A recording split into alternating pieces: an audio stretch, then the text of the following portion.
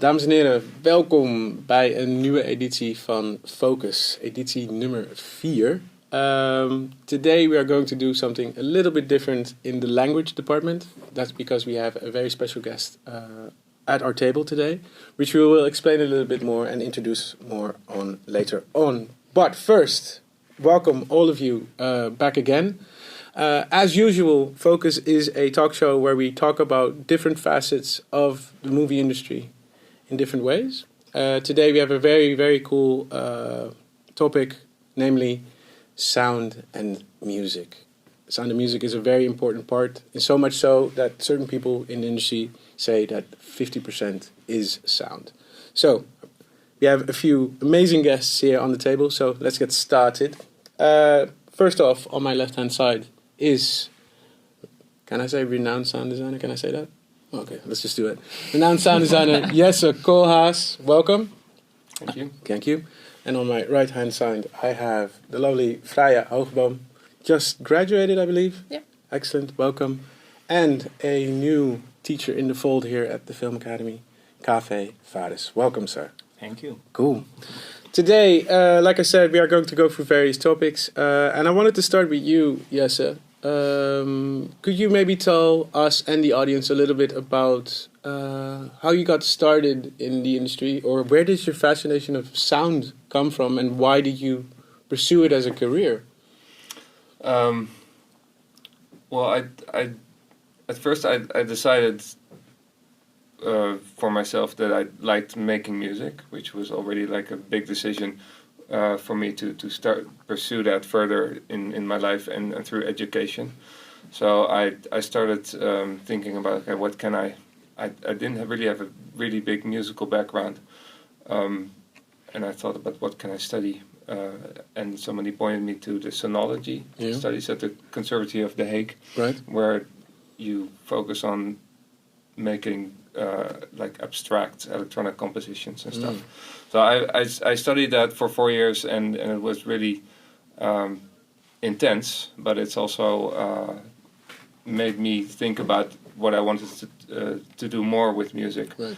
And through that study, I got my first assignments doing things for image, and then I thought, well, that's really nice. It kind of filled the gap for me in making music and what you can do with it.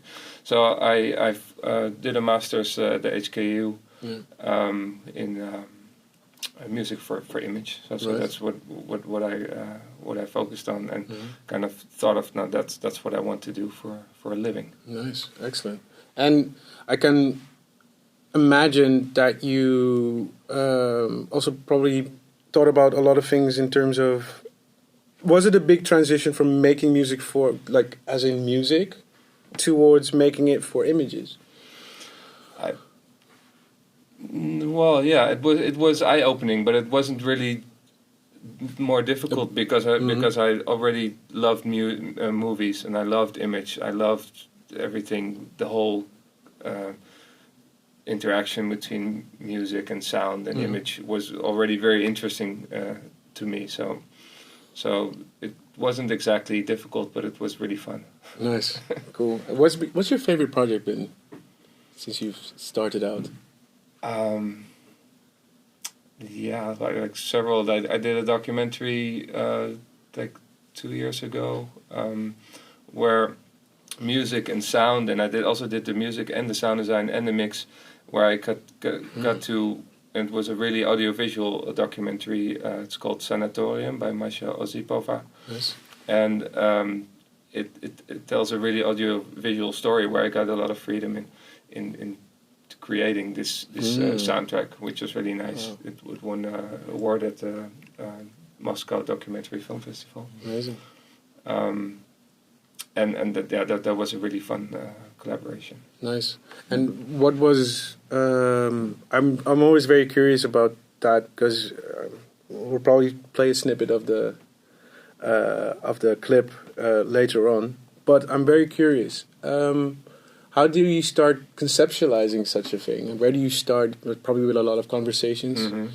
And then how do you evolve that to an idea? Because I can imagine that's something that really fascinates me as well. That certain movies have a certain style and a certain sound or a certain way of sounding versus other ones that really differentiates them from others. I can't imagine, probably also for a few viewers at home, how you conceptualize such a film. Mm-hmm. How do you start with that? For me, it's always easy to talk about music and talk about image through image. So I always use references. I know composers who are like they say I don't never listen to other music or never use other music. I just make music. That's also a way. For me, talking about music is so much easier if you have music and you use music that you know, use references that you know. Use movies that you know. So for me, that's like the starting point. You talk to the director. They have this. They probably also have references, and I bring them some references, and then you kind of combine that. Oh, excellent! And I can take it that goes through a certain process. You start with like so I can take it that's kind of like a pre-production phase for you. That moment, and then is it so that, because you did the sound and the music for that one, was it tough to split the roles, or was it even a better? I like also the music that I make a lot of times is like in a gray area between sound and image, or sound and music. So I like that, having control over both, where you can kind of play with is it sound or is it music? And I really like that. So for me that was like a plus. Excellent. Yes, because I think I remember you telling me once that one of your favorite artists is Square Pusher. What I always wanted to ask you that. What fascinates you in him as an artist? I don't know. He was just like an artist that made me want to make music. Yeah. Before I made music for film, there was like music that I heard and it's like, what is this? It's so cool. Nice. So it's just something that during my teens, I heard that for the first time, like in a club or on the radio, and I was like, this is something else. This is something completely different than what I've ever heard before. Excellent. And it kind of really fascinated me. Nice. And I'm another more of a professional question here. I'm just wondering, there's a lot of commercial jobs that have to be done in the industry. Do you think that there's enough time in the industry to create the work that you would like to make sometimes? It kind of depends, but a lot of commercial jobs are already really thought out before you get the job. Yeah. So the people know exactly what they want already, and whereas with a film or documentary, a lot of times you talk to the director and you really start from scratch, and that's like a whole different process. Right. And with commercial, it's much more like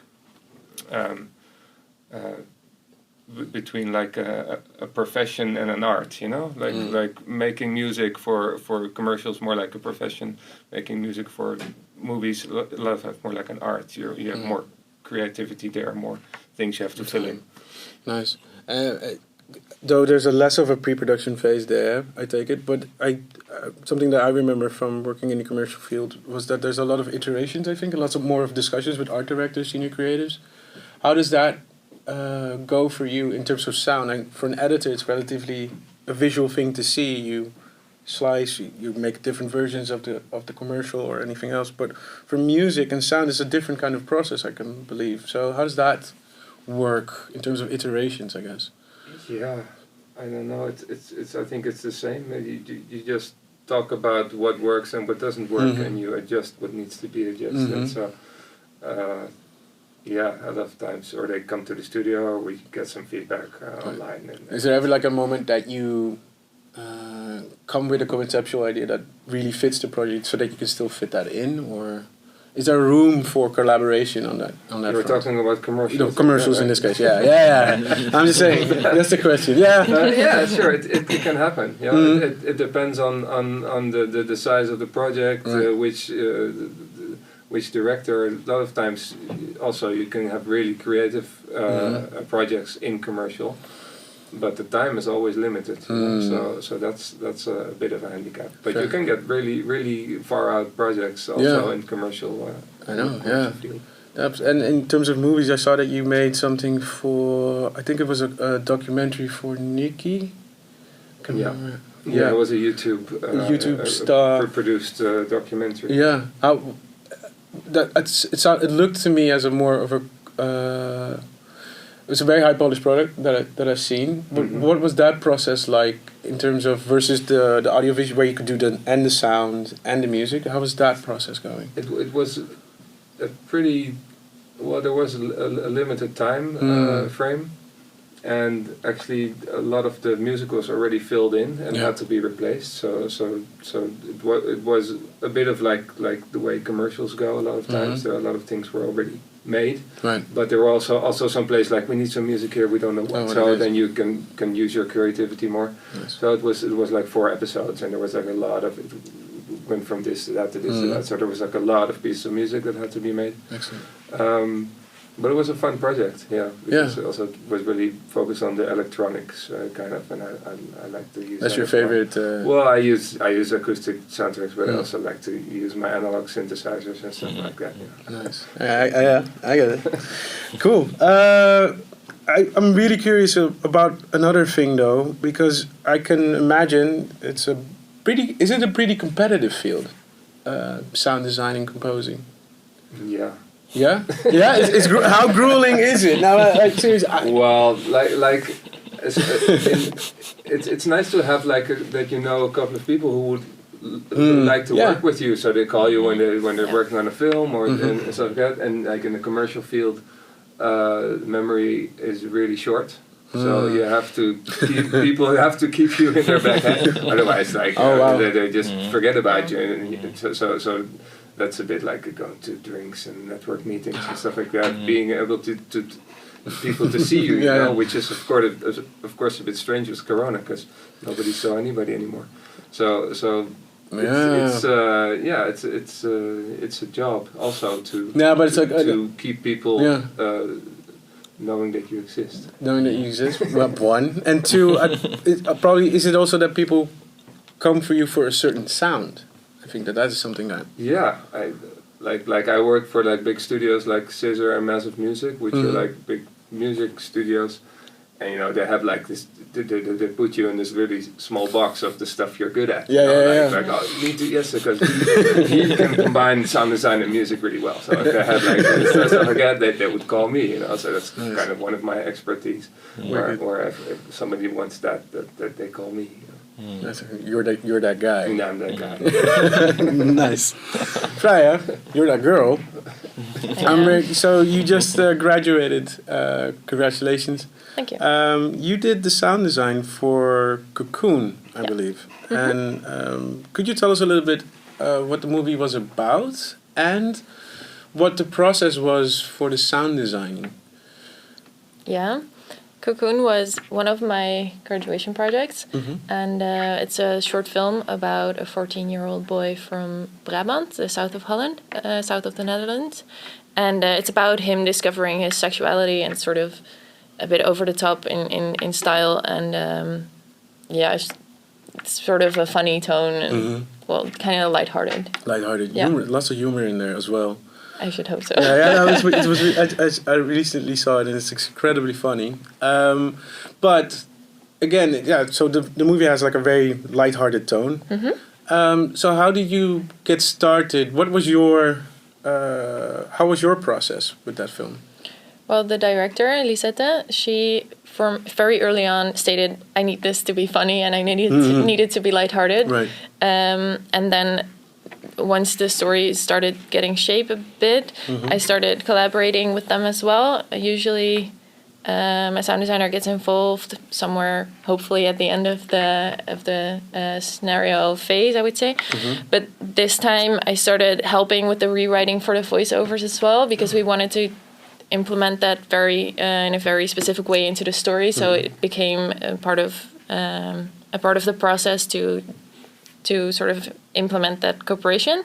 And then also we recorded a version of the voiceover before the shooting.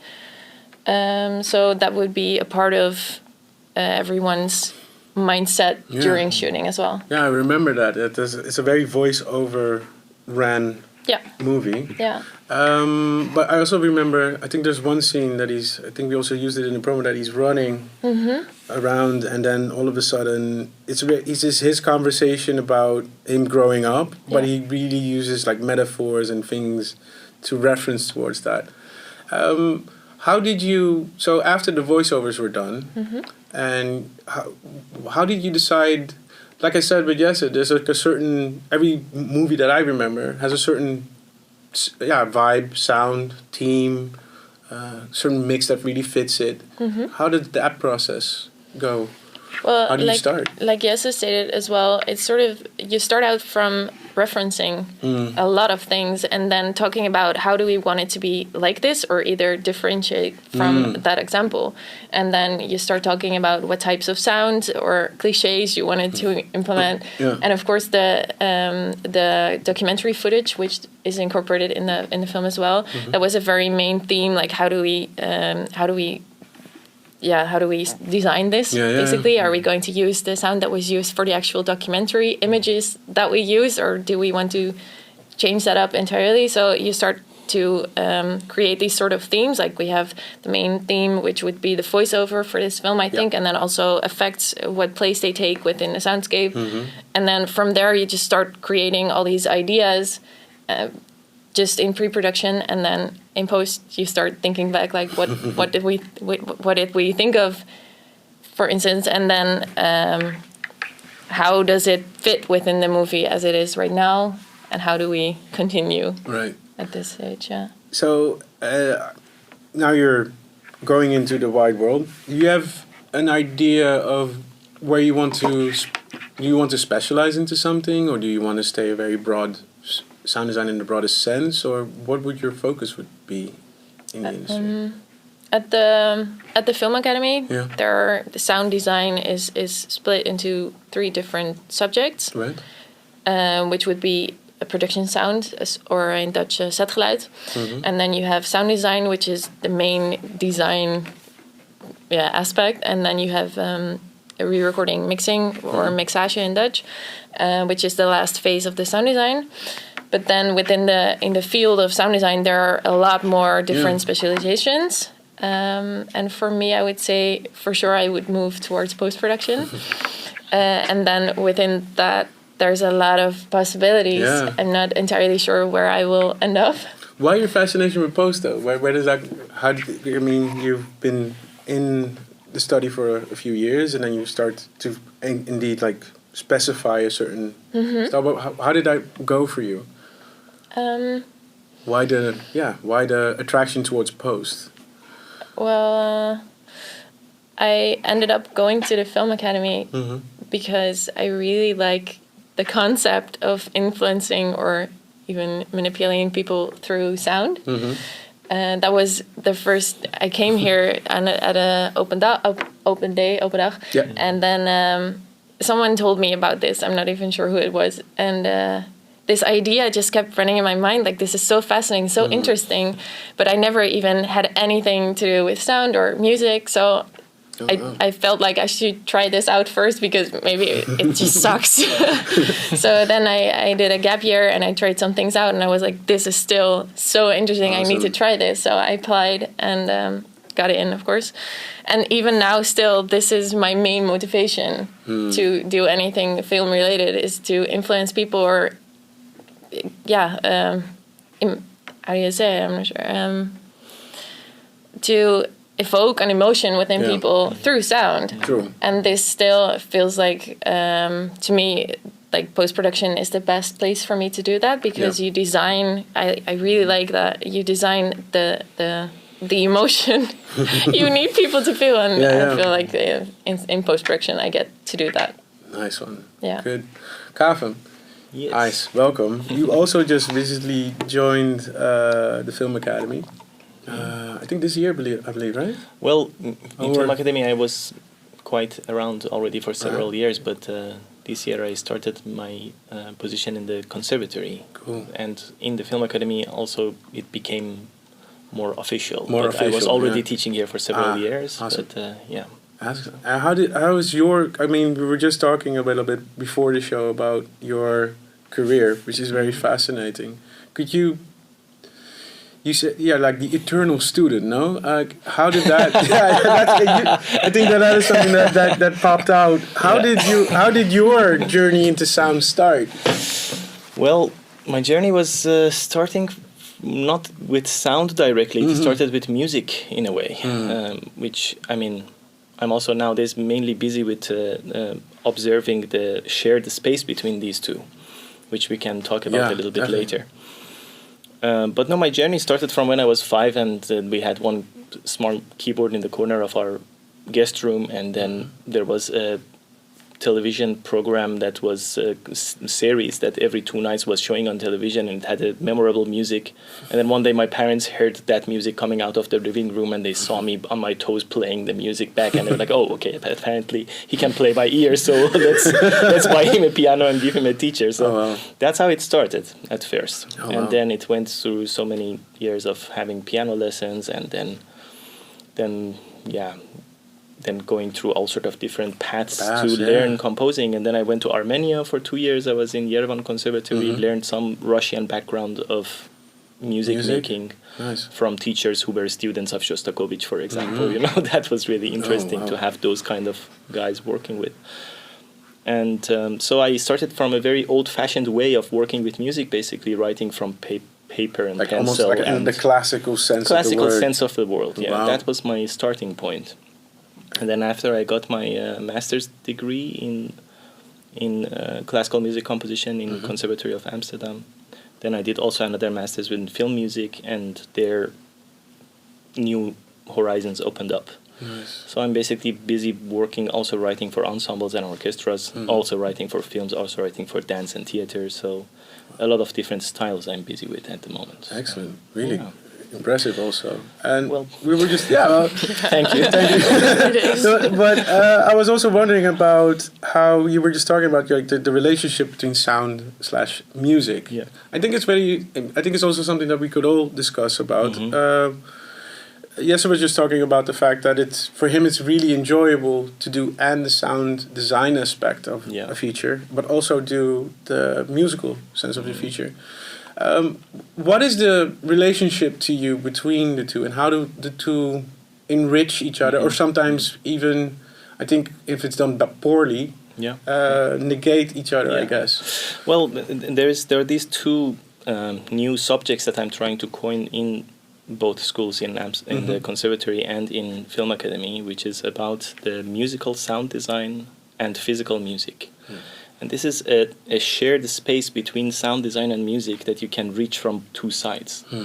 There are things that in our physical world you can symbolize through music, and that's what I'm calling physical music, which has been done already in the history by Ravel and Debussy, and you see it even in their notations. The way that they notate also looks like painting almost, that you can actually physically position a certain event in the notation. So they would be inspired by the physicality of the world, and they would transform that or symbolize that with certain musical sounds.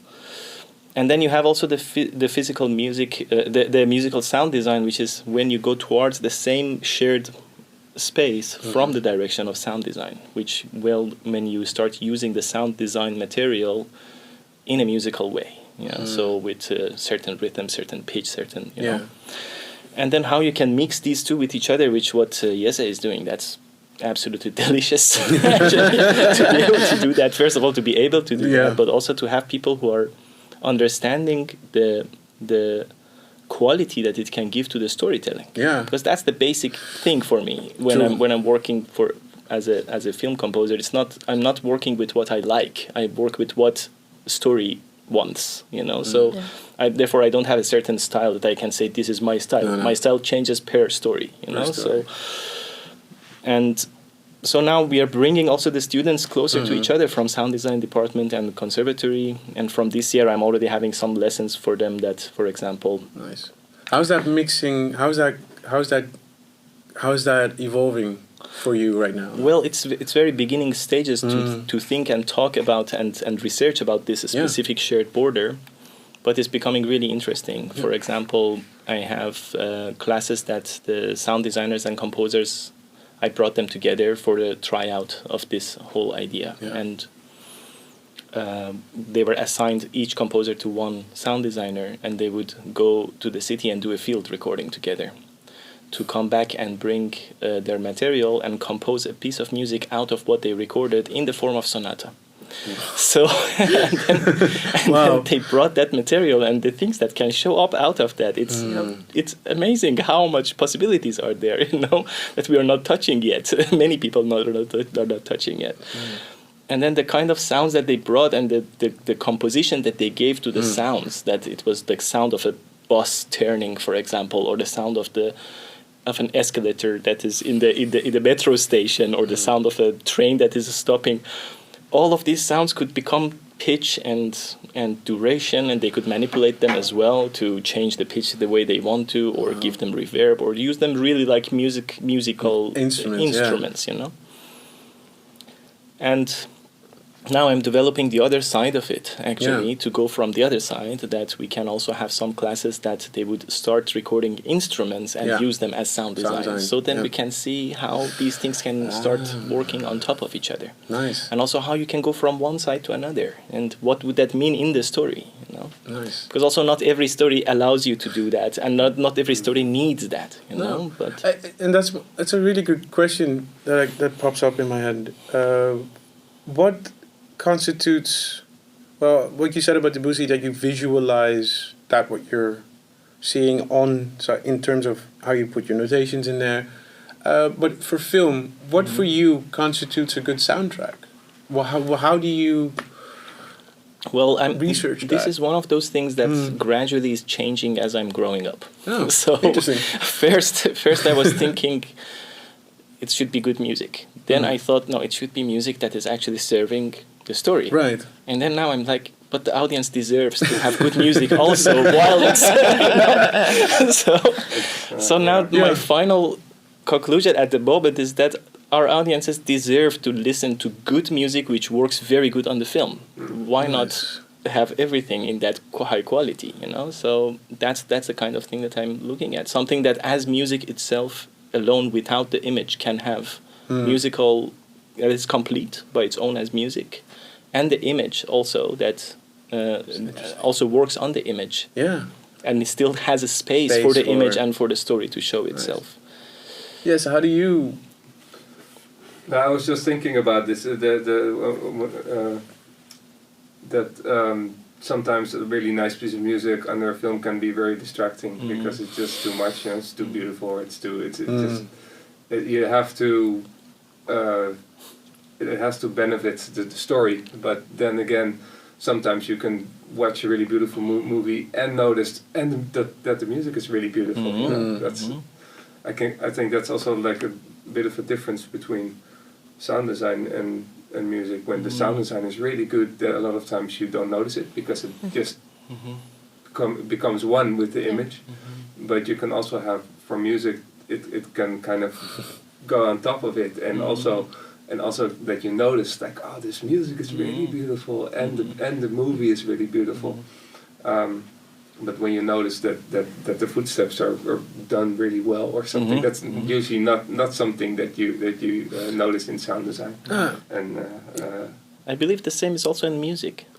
Like when the music is also very well done, you pass it and you don't know even. Experience because you're as one piece. Exactly. That's the whole thing is one piece. It's like the way at least I look at it is the same way that I look at orchestration.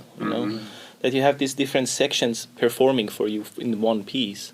The same thing is happening in the storytelling. We have several storytelling disciplines, and they're all at the same time helping us to understand the story. It's one thing to me in a way.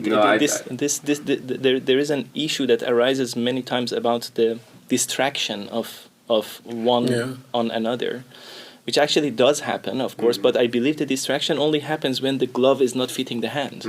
It's not about the volume, it's not about how massive the music is. It's not, it's not. No, I agree, but I also like we watch movies, of course, in a different way. Because we're constantly listening Easy to with the that. music, hearing the sound design. We're much more focused on separating these parts. So for us, it's really hard to actually see a movie as one. As the first time viewer audience, it's very difficult for us. So but how is it for you guys when you guys just go to the film and then sometimes you're listening and you're just going like, oh. And it's like this is, or I just like, oh, this is really good. Oh, damn, I wish I thought of that. Or, how's the movie experience for you guys? How's that?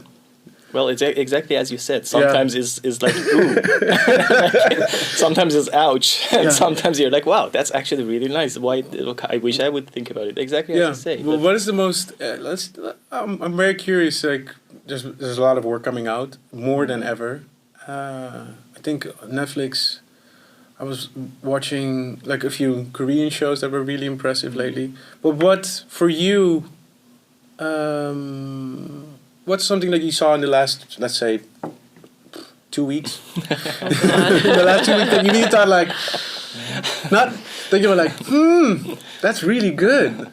Like, when's the last time you were like really like floored away? Well, this really changes within time with me because our emotions are changing constantly. So it's there is not a, like, this is basically in a way the question of what is your favorite, favorite work of art. It's a bit of that sort.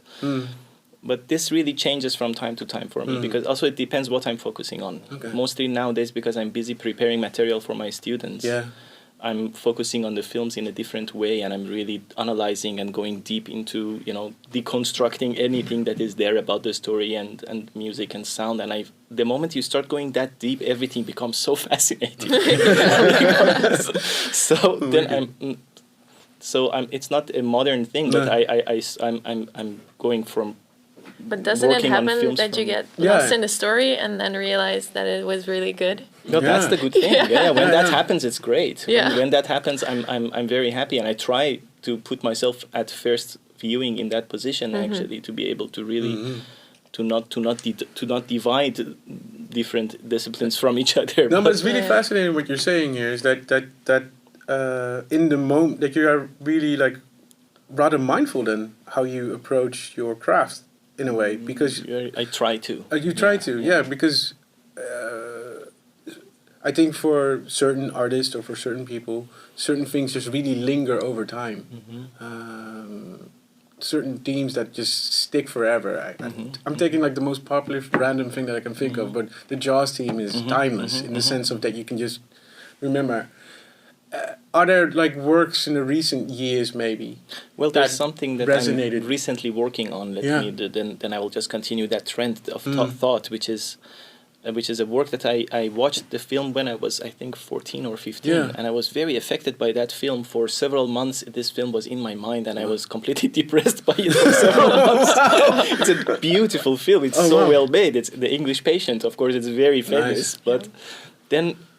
After all these years, I was like, oh, let's go back to that actually. What will that do to me now? And I'm like finding the most amazing score and amazing work of sound design. And so now I'm busy with preparing material also for my students. So that's the thing that I'm busy with these days. So it resonated back. Now I'm enjoying that the most at the moment because I'm going deep in it, Wicked. If you ask me a month from now, depending what I'm going to analyze, I'm going to enjoy that one. So. It's amazing. Exactly. Nice. How about you? What's your recent favorite or something that really sticked with you?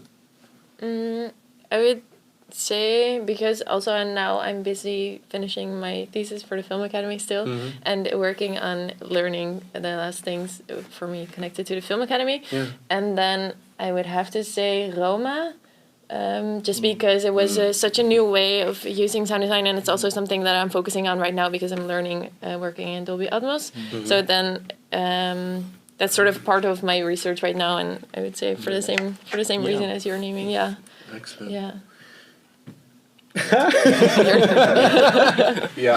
So I saw the series Watchmen. It was already like a couple of months ago with the soundtrack by Trent Reznor and Atticus Ross, which I thought I had like several moments in that series where I was listening on my headphones and just being really into the music, like, because there were like these slow scenes with like a lot of non-talking, and just the music just kind of engulfs you. And I really enjoyed that, so I really like that soundtrack. Yes. It's really fascinating to hear you guys that the relationship between the soundtrack and the story and the narrative is very intertwined. But how about characters? I mean, I can remember that certain characters have like a theme or either a motif or a pattern. For instance, if you are on the job on something like that, how does that incorporate does the sound design also sometimes have like a motif or a theme for a character specifically? And how does that work? Indeed. Yeah. Yeah, well, for me, you talk about with the director also, what they like themes, because sometimes they don't want it. They don't want it, and you kind of think of other ways to make sections and connect them, and so there's so many ways you can pick an instrument, or you can pick a melody, or there's so many elements you can use to kind of connect different things. But that's mostly something that you kind of suggest, but you also talk about with the director. And then mostly probably like I can imagine character development, the contents of the character. How does that relate towards the music that's already there, or the theme? But conceptually, I'm really curious of Kaveh, how you look about that. I mean, is it an important part for certain projects, or? Indeed, it depends on the project. Of course, some projects have that kind of openness for using thematic material, and you can also give themes to certain characters or certain situations. But the nice thing is that with music you can look at your motifs as also characters, so they can grow, because the way that you grow your musical material, the characters can also grow within the film, right. You know, or the way that you want your audience to perceive the growth of the character in the film, of course. Yes. So there is quite a one-on-one connection to that, but there is so much use of rhetorics there, which we are very unaware of sometimes. What do you mean? Because, for example, let's imagine the soundtrack of James Bond. Right. Yeah. Nice. It's like it became a rhetorics for any spy film that came afterwards. True. You know, if you see the elements that are used there, from the bass guitar and from the very thin layer of Caribbean sexy drumming, and then having the trumpets massive coming in, so, and all of those, when you see the transformation of those in all the spy films, the same things are there, just becomes more modern in the instrumentation, like in Mission Impossible, for example. The same thing is happening, but just one level modern. But in the period that James Bond soundtrack became James Bond soundtrack, that was the kind of soundtrack that many films of that period were using the same devices. Batman in that time had exactly the same. Adam West. The same that old Batman, you know. Yeah. It had exactly the same kind of instrumentation. It had the same approach towards the music, and many films of that decade had the same kind of approach towards the soundtrack. But it didn't. But those didn't own this method of working with music as a rhetoric. No, but this became a rhetoric for James Bond, you know. But this is an interesting part about it, though, because there's this book, I think it's a Baudrillard book, Simulation Simulacra, wherein things start to live, that things become an echo of that. And I think in music, that happens a lot. So we were talking before the show started about how the Inception trumpet became like a big thing. So how does that?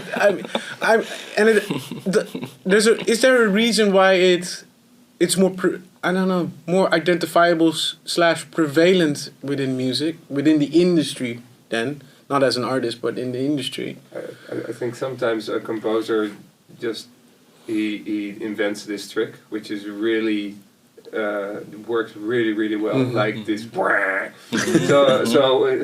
the first time people saw that, they were like, "What?" So then everybody just wants that, because they want that feeling of. Wow. But the James Bond theme. There are multiple examples of this, no? It's the combination, I think, of the right sound and the right way of it being used. And then afterwards, you can just mimic that. Just by using that sound, you can reference back to the one time it was done so well. And it's just, in that sense, rhetoric. Yeah. So in a way, for the public, it's also like a reminder, in a way, like a reminder towards something that you are referencing to evoke the same emotion. Well, that happens a lot in thematic, because you started with the themes, and that is something that is so deep-rooted in our way of listening to music that we are completely unaware of it. Even as composers, sometimes we compose and the theme connects, and we don't know which rhetorics did it arrive from, Like, for example, another example is in Lord of the Rings.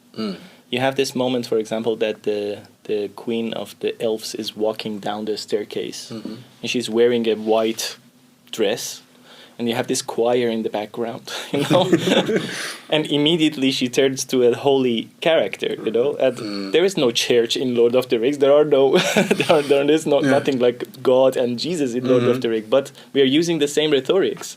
There is even a water. Kind of a talus of water is there as well, that Frodo goes and looks at himself, look in the water, and then he sees his past and future and stuff like that. All the images even are using the same rhetorics, that the kind of clothes, the water, the angels, So these rhetorics are following us in all disciplines of art form, and we cannot and we should not run away from them, because that's how the language builds up, Because that's something that you hear probably from either artists that are starting out, or people that they really want to that they don't embrace that part, but they really try to challenge themselves to find something new or to find something. But is that within that search, things show up, either the Inception Bob or the Cower. If you would, hypothetically, for a film, or in terms of sound design even, create something from scratch, where would you have the original references, you have the talks with the director, but then you have the rhetorics in your head as well. So how do you balance that? Well, look, the thing is that the rhetorics are not just coming from stories to us. It's a physical world that we're living in, It's very strange. It goes way beyond the idea of stories, Like, when we have something that is, every time that you hear a low sound, a low bassy sound, like trombones or tuba or something of that kind of area of the spectrum, you're not thinking of something light. Why is that? Why every time that we hear something sounding like this, we think of something heavy, and something. The instruments are really heavy. Maybe the instruments are heavy. Yeah, exactly. That's one of the things. But they're always with that we are thinking of the physical position of down and heavy. Yeah. When you have a thin flute line in the high register playing, we call it also high register, of course. Then you are not thinking about something heavy anymore. You're thinking it can fit to a butterfly, but to show butterfly, you wouldn't use a tuba, unless it's a very fat butterfly. But that's an interesting thing. You can there's also like room for subversion, no? You can play with people's expectations also. I think there were a few films, I can't remember, that you really play with that. I remember, I think Requiem for a Dream really plays with that a little bit in a way. Australian, definitely in terms of sound design over there.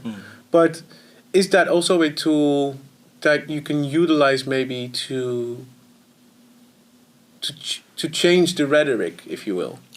Of course, of course. Because, you see, the thing is, what I'm talking about is the basic of the phonemes of the language, in a way. Yeah, exactly. And how you make poetry out of that, it's your job, But you're using the same phonemes, You're not building a new language, because no one can understand you anymore.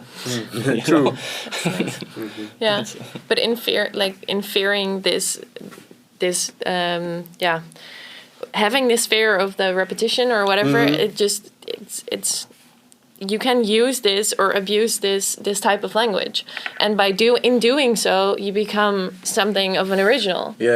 Because every time you use it in a new sense, or you try to change the meaning, or you use that meaning and use it in a humoristic way, or change the meaning, and by doing that, you are creating or adding to this language as a whole. Excellent.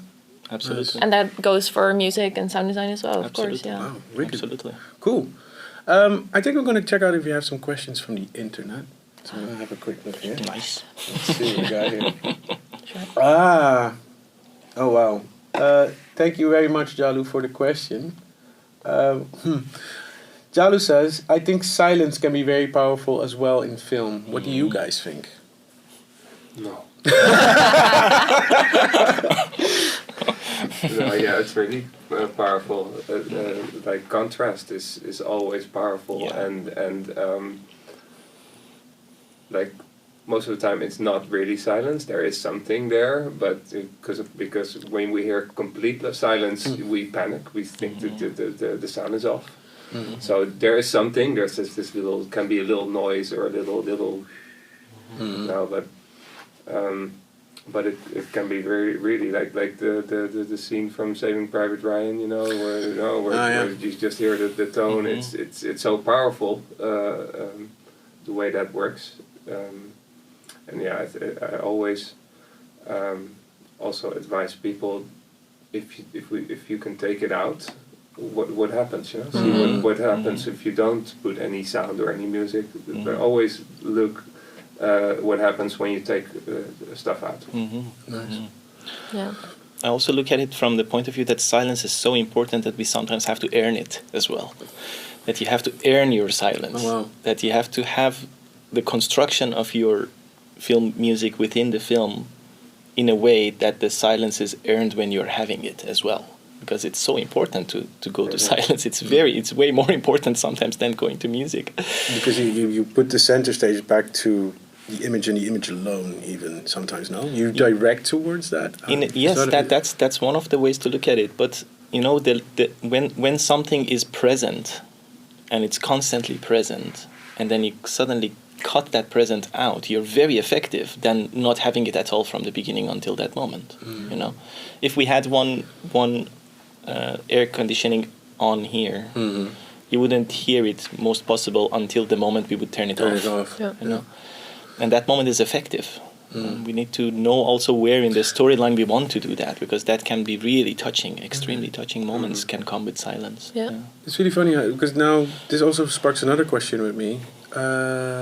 Sometimes when I watch a film or something, I sometimes have the feeling that next to emotion, sound design sometimes also directs you towards an action or towards a certain moment, as you said, with removing that silence part.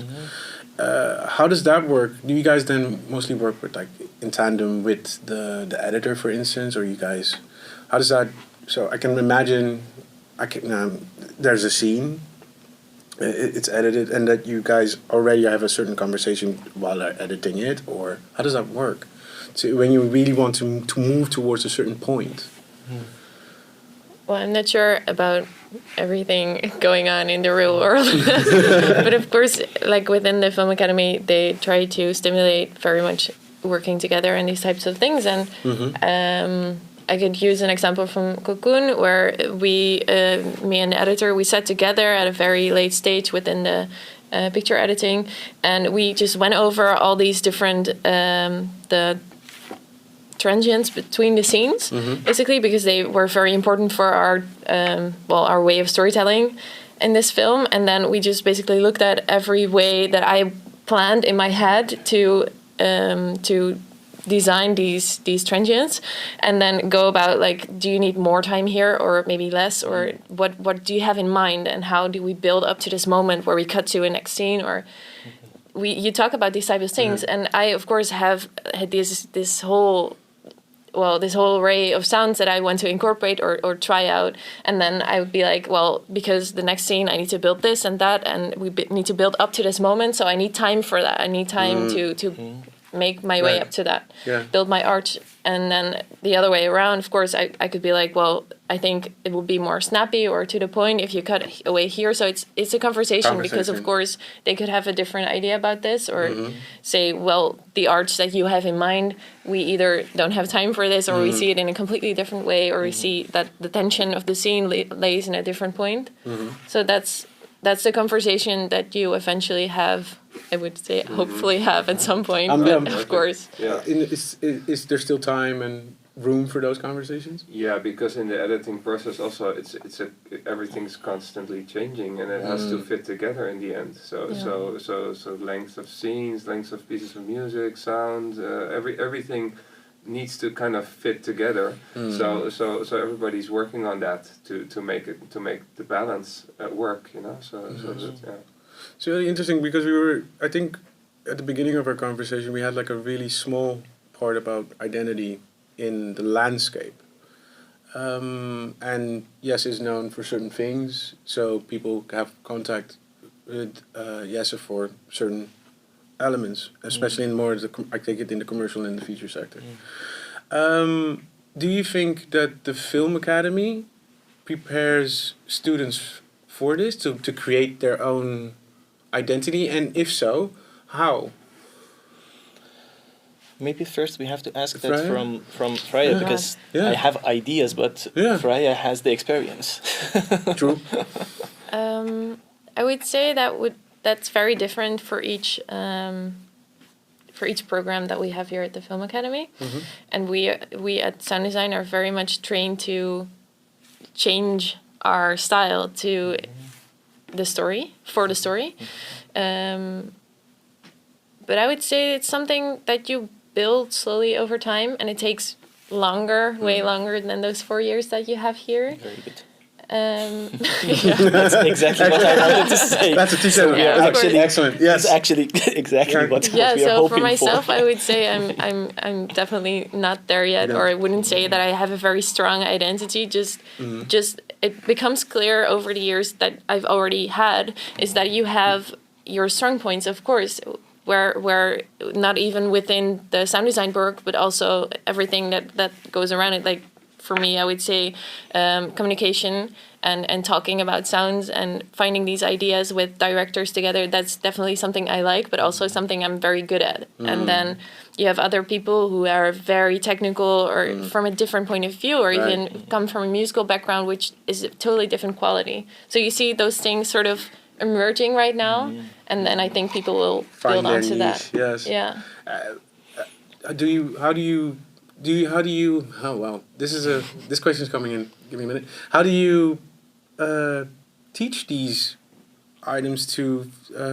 How do you stay focused on that? How do you stay mindful of your growth? I think that's Well, that's a very good question. Well, actually, I'm very happy hearing what you're saying because when we talk at the department, not only in sound design department, but also with the people, my teachers in the music department, we are. There even more because we just have 2 years master's program, of course, but here there is 4-year bachelor program. In 4 years, you're not going to learn everything. The idea is that in this 4 year, we make you curious. We give you the tools to be a very good analyzer of what you're hearing and what you're seeing. That you manage to actually analyze. Every film after you know how to analyze becomes a teacher for you. And also, curiosity, analysis, and all the tools that are needed for achieving some artistic goal. When you have those in your pocket, after the school, your real learning process can begin. We are just a starter here to give you the curiosity. That's the most important part: curiosity and the tools. Nice, I like that. Yeah, that's great. Nice. Oh, I think our inspirational talks have sparked another question from the internet. Nice. Sabar is asking, to what extent do you guys think a performing artist can benefit from education in sound design? Performing artist. Yeah, so... Beautiful question. Yeah. Nice one. Like for me, knowing how to make something sound is for me also very important in my composition. I think the way my music sounds is one of the the things that makes it interesting music. So for a performing artist, I feel that's the same. If you know how to make things sound good, if you understand how to make things sound good, how to make things fit together, maybe even incorporate stuff like sound design and stuff like that. You know, there are tons of artists who made really interesting music using those techniques. So yeah, I think anything that will make you understand sound better will make you a better artist. I'm wondering, the performing artist, are we talking about a music performer, or is it a theater maker, or a... Could be anything. It could be anyone. Yeah. We'll help them. We'll benefit. Of course we'll benefit. No, I actually But do what believe... for theater maker? I actually do believe that Yeah. that they can benefit. I mean, there is no art discipline that if you learn about it, it doesn't help your own discipline. Yeah. True. Because it's all about artistic communication to other human beings. And there are different methods in every discipline that is used, of course. The methods are different, but the core message is the same. You're trying to communicate. And you learn from one world, and then you keep the frame and put it on another world, you know, and then you can also use some of those techniques in a different way. They will enrich each other. The more you know about artistic communication, regardless which discipline you're using, painting, I don't care, whatever discipline that is, as long as it's communicating, as it's artistic communication, they start enriching each other, knowingly, unknowingly. Yeah. Nice. Right. One final question before we close off. There's a saying in movie land. I'm wondering if everybody agrees with it. Is 50% sound? Is a movie built on 50% of sound? Yes or no? I think it changes from moment to moment, because we are talking about different storytelling disciplines that are standing.